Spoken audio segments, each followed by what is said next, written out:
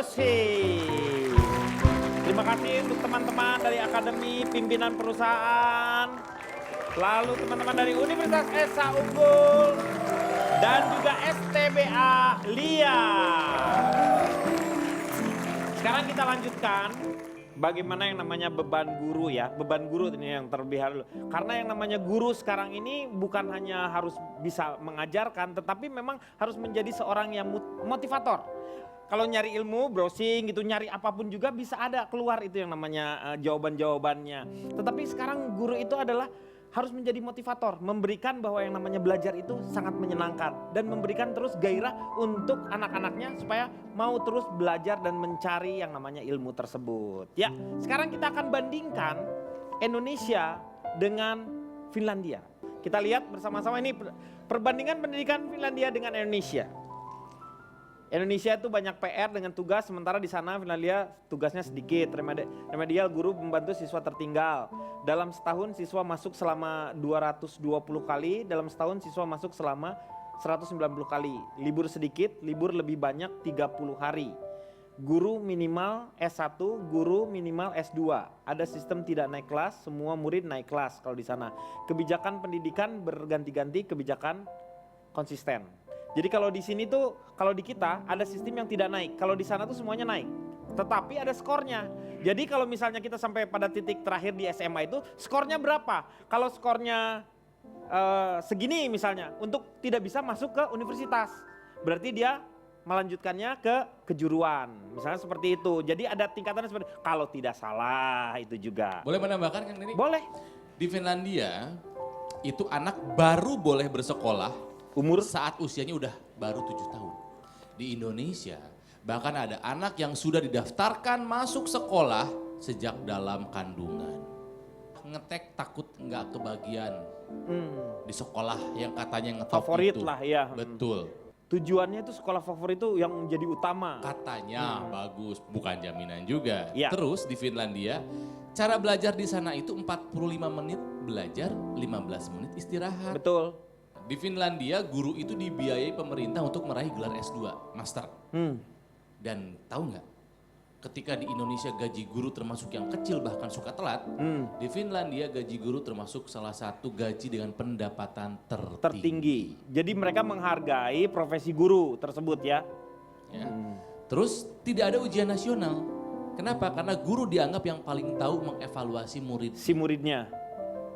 Terus siswa SD sama SMP belajar 4-5 jam aja seharinya, udah. Iya. Dan tidak ada sistem ranking. Tapi Pak, jangan-jangan itu faktor gizi Pak. Gizi? Finlandia sekolah sedikit tapi gizinya bagus.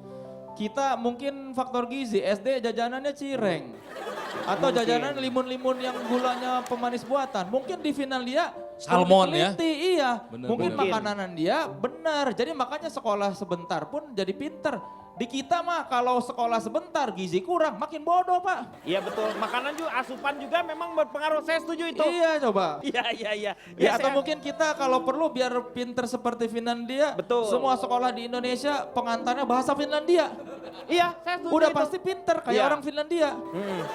Saya agak sedih tadi pas Mas Maman bilang peringkat kita tuh 60. 60. Finlandia peringkat 1. Saya punya usul nanti mungkin nih Pak Jokowi atau Bapak Menteri Pendidikan nonton ya. Iya. Saya ada usul biar posisi kita bisa jadi nomor 1. Kita ganti nama negara jadi Finlandia. Jadi kita di atas sekarang. Cerdas kan? Cerdas saya lah. Cerdas dari mana? Solusi Pak. Berarti Finlandia B ya. Karena kalau di SD ada 2 nama sama, 1A, 1B ya. Finlandia A, Finlandia B. Kalau di sekolah negeri selalu gitu, kalau ada nama anak sama di A dan B. Iya. Saya lagi kepikiran Kang, mau menyekolahkan anak saya di Finlandia. Cuman lagi cari flight tiap hari jam berapa ke Finlandia gitu pulang. Mau didudak begitu? Dudak aja. Istri saya tiap hari ke Finlandia nganter gitu aja kumbak kambek. Iya, pulang pergi. Betul. Iya. Ya. Tapi Pak pertanyaannya murid-murid di Finlandia bahagia nggak sekolah cuma sebentar? Indeks kebahagiaan itu tuh emang diukur, salah satunya Finlandia itu memang indeks kebahagiaannya juga tinggi, hampir menyerupai kota Bandung. Jadi kalau misalnya hidup di Bandung tuh senang, karena apa? Banyak yang namanya taman-taman di sana, terutama taman kanak-kanak. Di mana-mana itu taman kanak-kanak, di mana-mana. Karena itu Sesuai dengan nama wali kotanya kan. Oh. Karena dipanggilnya siapa? RK. Pak RK Park. Benar. Makanya di Bandung Mas. banyak taman. Betul. Makanya Pak Ridwan Kamil ini mau berhubungan dengan salah satu pemain bulu tangkis Jobong. Pak Jobong nanti ya. Iya. Ini ngomong kita kemana sih? Cipat mendapatkan kesempatan untuk sekolah di luar si anak Anda ini. Anda akan sekolahkan Saya di nggak mau mana? sekolahin anak saya di luar. Saya tetap mau anak saya di Indonesia. Di Indonesia aja. Saya tetap di Indonesia. Hmm. Tapi tahu-tahu tadi saya terpikir pas Ronald bilang soal guru-gurunya. Ini kayaknya beneran PR kita bersama sih Pak. Kalau gimana seorang guru bisa mendidik kalau gurunya sendiri memang tidak memiliki kualifikasi itu. Mungkin dia pintar, tapi secara Pintar emosional sendiri gitu misalnya. atau mungkin secara emosional, guru itu tidak terkelola dengan baik. Hmm. Misalnya ya karena gajinya kecil, akhirnya kebutuhan rumah tangga kurang. Iya. Karena kebutuhan rumah tangga kurang, akhirnya dia tidak bisa fokus dengan apa yang dia kerjakan. Dia harus mencari gimana ya caranya ya, apa dia harus jadi les ini, jadi itu. Kemudian emosi jadi tidak bisa Iya, stabil. betul. Jadi menurut aku kalau memang ingin sekolahnya baik, ini si penurture-nya harus dibikin bagus dulu kualitasnya. Dan gimana kualitasnya bisa baik itu PR kita semua sih. Kalau Pak Marwoto nih, saya mau tanya Pak, guru itu harusnya seperti apa? Kan ada ini kan, bisa ini enggak? Padahal filosofi dulu kita juga dalam, seperti Ki Hajar Dewantoro itu, Tutwuri Handayani, Ingarso Sing Tulodo, Ingarso Sung Tulodo, ing Madya Mangun Karso, Tut Uri Uri Handayani. Kalau misalnya kita melihat itu semua, nampaknya kita tuh sudah lengkap sebenarnya. Apa yang jadi masalah ini? Nah itu yang jadi masalah karena itu hanya kadang-kadang orang menanggap itu cuman slogan. Belum ada implementasinya ke masyarakat. Kadang-kadang kita ngomong, ayo kita maju, tapi apa sikap dari mereka itu? Ya. Toleransi kita terhadap guru bagaimana? Harusnya guru itu jadi suri tauladan, tapi Iya. ternyata banyak guru yang juga tidak becus mengatur memanage kelakuannya sendiri. Iya. Jadi yang penting bagaimana sosok seorang guru itu seperti zaman dulu. Jadi benar-benar didambakan oleh murid-muridnya. Dihargai, dihormati. Dihargai, dihormati. Justru guru itu sendiri yang harus bersikap bagus, harus bersikap positif. Jangan sampai menjerumuskan siswa-siswanya.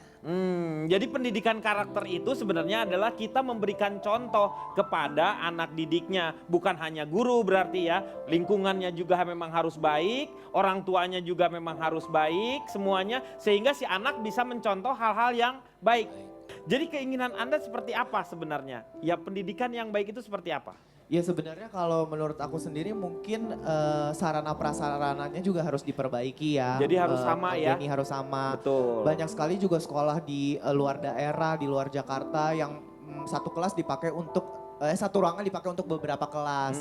Sehingga akhirnya belajar mengajarnya tidak berjalan secara efektif, nggak maksimal juga. Satu kelas tuh yang paling bagus berapa orang? Kalau aku dulu 30 orang sih satu Nah, kelas, betul, tapi ya. itu pun kayaknya masih kurang sih. Betul. Kayaknya kalau 20 orang atau 10 orang bisa lebih private, lebih ngajarnya personal tuh lebih enak gitu. Kalau Gigi gimana Gi?